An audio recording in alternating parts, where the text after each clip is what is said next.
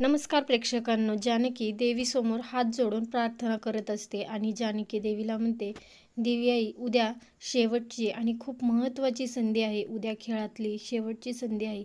ही संधी आम्हाला गमावून नाही चालणार. उद्या तू काहीही कर, पण आमच्या प्रयत्नांना यश दे, असं म्हणत ती देवीसमोर प्रार्थना करत असते आणि ती तिला तिचं गाऱ्हाणं सांगत असते.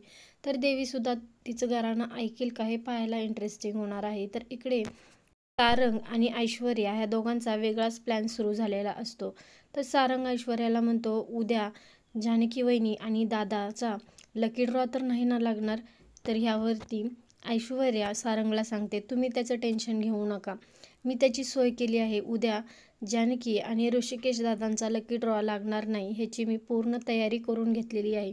तर इकडे देवाला सांगड घालत असते आणि देवाची पूजा चालू असते आणि तिने देवासाठी जागरण गोंधळसुद्धा घातलेलं आहे. तर दोघेही आपल्याला पूजेमध्ये बसलेले दिसणार आहेत. ऐश्वर्या ऑफिसमध्ये येते आणि जिथे जो बॉक्स ठेवलेला असतो त्याच्यामध्ये जानकीची नावाची चिठ्ठी असते. ती चिठ्ठी ती काढून घेण्यासाठी तिथे आलेली असते.